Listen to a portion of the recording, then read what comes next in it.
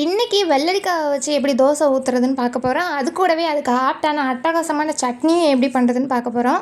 அதுக்கு இட்லி அரிசி இல்லாட்டி சாதம் வடிக்கிற அரிசி 2ல் எது வேணாலும் எடுத்துக்கலாம். நான் இன்றைக்கி சாதம் வடிக்கிற அரிசியை 1 டம்ளர் எடுத்து 2 மணி நேரம் ஊற வச்சுக்க போகிறேன். அதுக்கடையில் நம்ம சட்னிக்கு ரெடி பண்ணிடலாம். அதுக்கு ஒரு கடாயில் 2 டேபிள் ஸ்பூன் நல்லெண்ணெய், 8 வரமிளகா நல்லா வறுத்து தனியாக எடுத்து வச்சுக்கலாம். இது கூடவே 10 பல் பூண்டு அதை நல்லா வதக்கி விட்டுட்டு அது கூட நறுக்கின வெங்காயம் அதையும் சேர்த்துக்கலாம். இதுக்கு பதிலாக 10-15 சின்ன வெங்காயம் சேர்த்தோம்னா இன்னும் டேஸ்ட்டாக இருக்கும். இது கூடவே ஒரு சின்ன பீஸ் புளி அதையும் சேர்த்து நல்லா வதக்கி இதையும் நம்ம தனியாக எடுத்துக்கலாம்.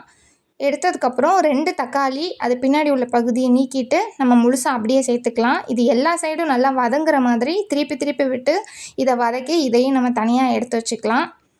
எடுத்ததெல்லாம் நல்லா ஆற வச்சு ஒரு மிக்சி ஜாரில் சேர்த்து அரைச்சி எடுத்துக்க போகிறோம். அவ்வளோதான், அரைச்சி எடுத்தாச்சு. இதை ஒரு பவுலுக்கு மாற்றிட்டு இப்போ இதுக்கு தேவையான உப்பு கொஞ்சம் தண்ணி ஊற்றி நல்லா கிளறி வச்சுக்கலாம். இதுக்கு ஒரு தாளிப்பு கொடுத்துடலாம். இப்போ தாளிப்பு கடாயில் 2 டேபிள் ஸ்பூன் நல்லெண்ணெய், கடுகு பருப்பு போட்டு வரமிளகா கருவேப்பிலை வெடிக்க வச்சு அதை நம்ம சட்னியில் ஊற்றி மிக்ஸ் பண்ணி விட்டோம்னா சட்னி ரெடி.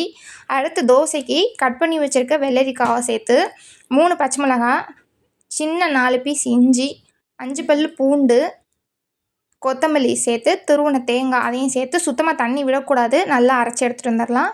இதை ஒரு பவுலுக்கு மாற்றிடலாம். இப்போ நம்ம ஊற வச்சுருக்க அரிசியும் சேர்த்து கொஞ்சமாக தண்ணி விட்டு அதையும் நம்ம நல்லா நைஸாக அரைச்சி எடுத்துக்கலாம். அதையும் நம்ம இதில் சேர்த்துக்கலாம். இப்போ ஒரு பவுல் இட்லி மாவு, புளிச்ச மாவு சேர்த்து தேவையான அளவு உப்பு போட்டு நல்லா மிக்ஸ் பண்ணிக்கலாம். தண்ணி ரொம்ப சேர்த்துடக்கூடாது. எவ்வளோ கெட்டியாக அரைக்க முடியுமோ அவ்வளோ கெட்டியாக அரைச்சிக்கணும். ஏன்னா வெள்ளரிக்காயில் தண்ணி இருக்கிறனால தண்ணி விடும்.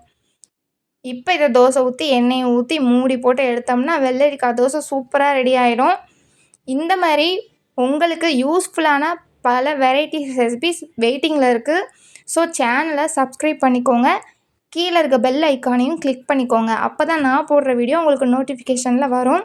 இந்த வீடியோ பிடிச்சிருந்துச்சுன்னா வீடியோவை லைக் பண்ணிக்கோங்க, ஷேர் பண்ணிக்கோங்க.